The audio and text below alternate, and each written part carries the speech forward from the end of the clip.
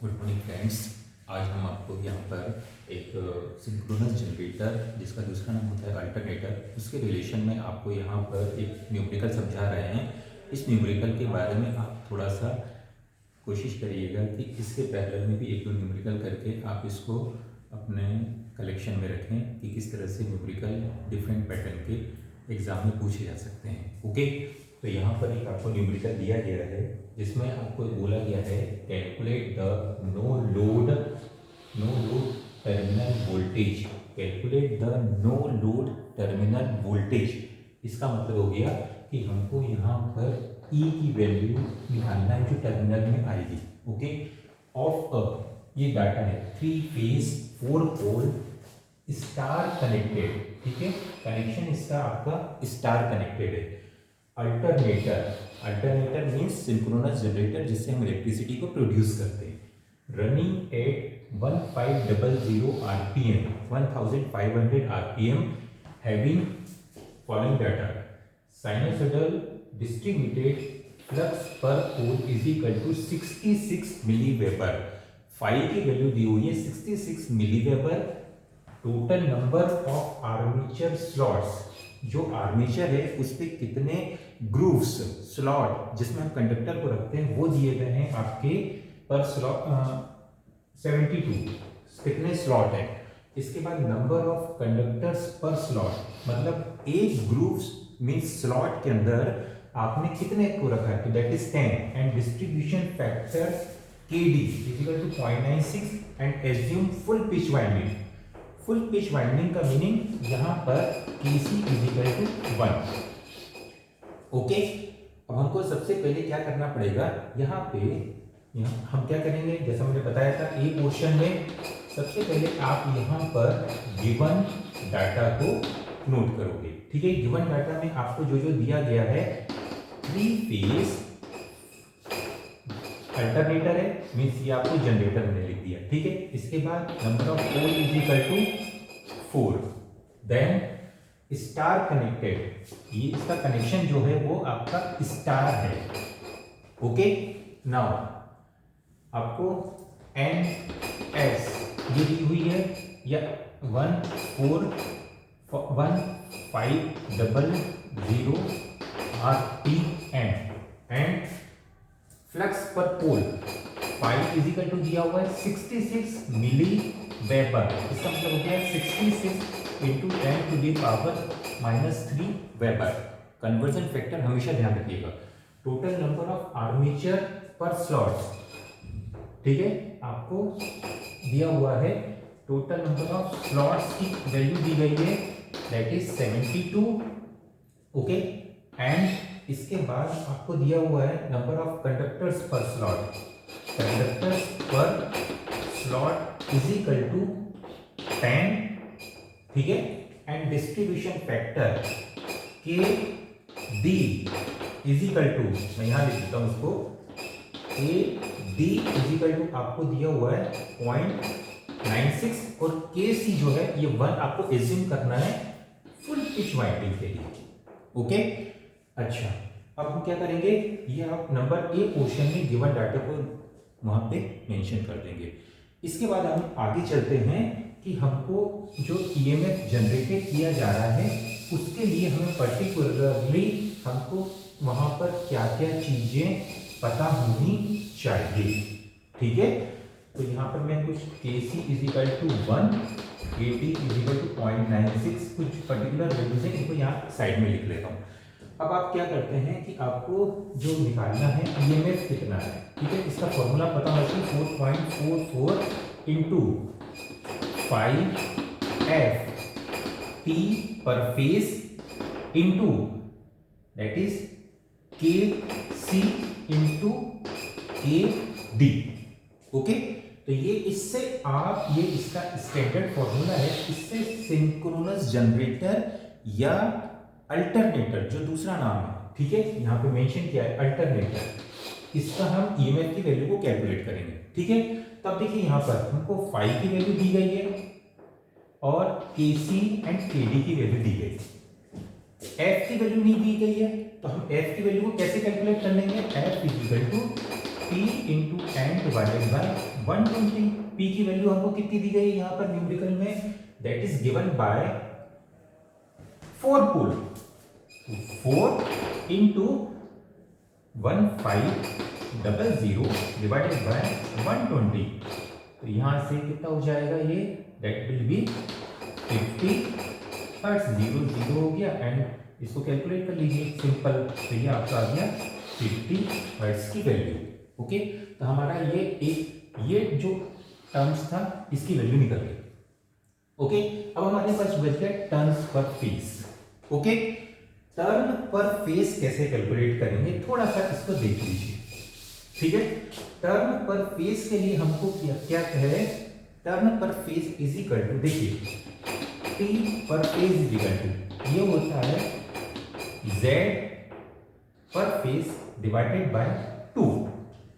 Okay, अब ये z क्या है, एक फेज में कितने नंबर ऑफ कंडक्टर, हमारे पास अल्टरनेटर दिया हुआ है 3 फेज का। ठीक है, और उसी के लिए हमको यहाँ पे स्लॉट और कंडक्टर्स पर स्लॉट दिए गए। ठीक है, तो सबसे पहले हमको देखिए ये क्या हो गया आपका, दिस वन, ये आपका हो गया एक रोटेटिंग मेंबर का जो डायग्राम होगा। ठीक है, अब इसमें क्या होगा, यहाँ पे ये देखिए, यहाँ पर ये मैंने इसके बना दिए, दिस वन, इसका हो गया स्लॉट, ये इसका यहाँ मैंने एक स्लॉट बना दिया। ठीक है, और ये स्लॉट है तो इसका यहाँ से टर्न पूरा इधर होके आएगा, तो मैंने दूसरी साइड भी एक यहाँ पर स्लॉट जो है इसको ड्रॉ कर दिया। ठीक है, और इसको भी मैंने यहाँ पर इसको हल्का सा यहाँ से कटिंग करके इसको शो कर दिया।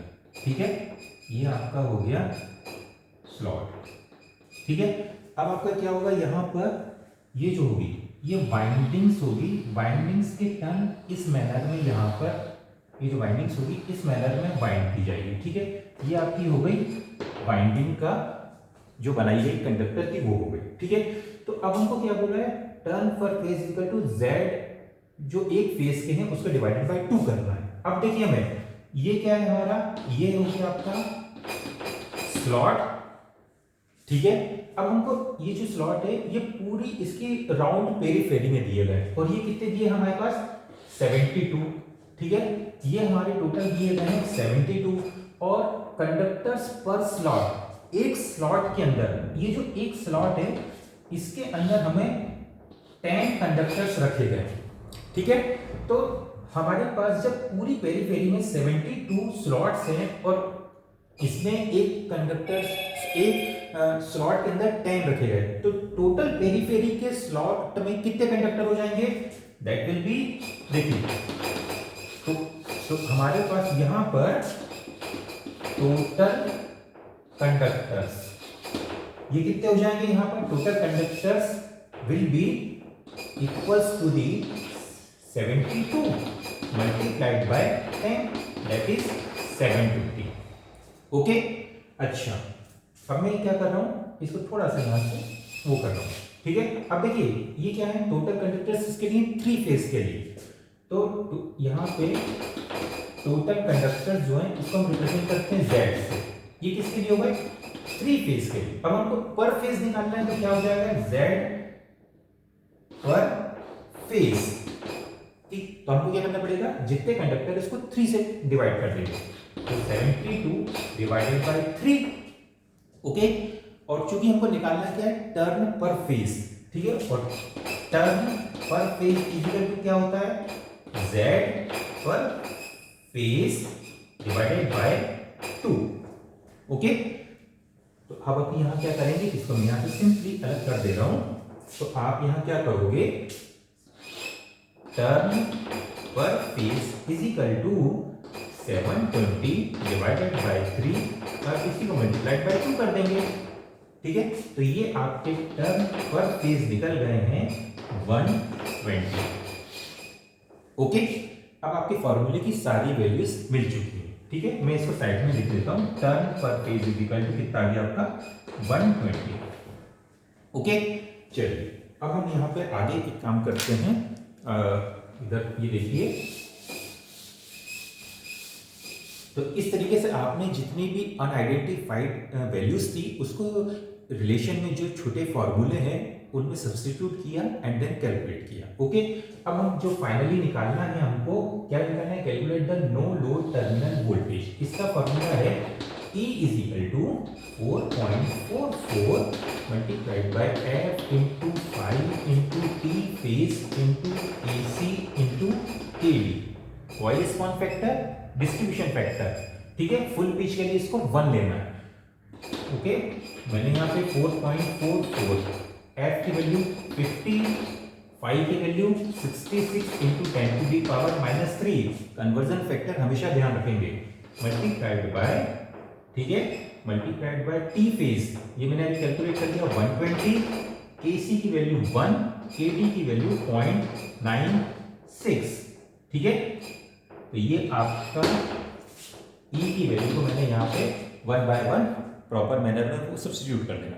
तो इसको आप कैलकुलेटर से कैलकुलेट करोगे तो E इज इक्वल टू लगभग ये आ जाएगा 1687.23 समथिंग हो जाएगा। तो इसको अप्रोक्सीमेट आप 1688 वोल्ट कंसीडर कर लीजिएगा, ठीक है। ये आपकी वैल्यू 1688 आ गई, ठीक है।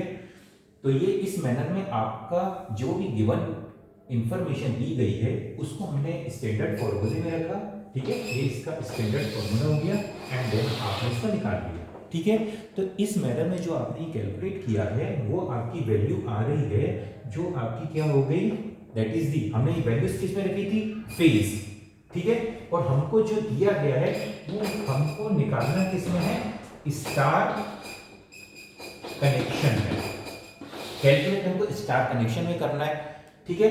तो अब आपको एक मैंने रिलेशन पहले भी आपको बताया था कि जो स्टार कनेक्टेड वैल्यूज होती है, ठीक है, तो उसमें आपका जो लाइन वोल्टेज होता है वो 2-3 टाइम्स फेज वोल्टेज होता है। ये स्टार के लिए बेसिक जो बात होती है रिलेशन की वो यहाँ पे आपको पता होना चाहिए, ठीक है। अब हम ये क्या करेंगे, इसमें वैल्यू को सब्स्टिट्यूट कर देंगे, √3 मल्टीप्लाइड बाय 1688। ओके, तो आपने जब इसको 1688 को मल्टीप्लाइड कर दिया, इसको कैलकुलेटर से कैलकुलेट करेंगे तो ये लगभग आपकी वैल्यू 2923 के आसपास समथिंग कुछ 5 वोल्ट आएगी, ठीक है। तो इस मैनर में आपका यहाँ पर ई लाइन की वैल्यू यहाँ पे आपने कैलकुलेट करके दिखा दी, ठीक है। तो ये आपको ध्यान रखना है कि जो आपका फॉर्मूले में आपने वैल्यूज को सब्स्टिट्यूट किया था वो वैल्यू जो आपकी थी वो फेज वैल्यू निकली थी, उसमें आप √3 का मल्टीप्लिकेशन करेंगे तब ये लाइन वोल्टेज आएगा, ठीक है। तो इस मैनर में आप इसको अटेम्प्ट करिए और कोशिश करिए कि आप इसके पैरेलल में 1-2 निकल कर और करें, ओके।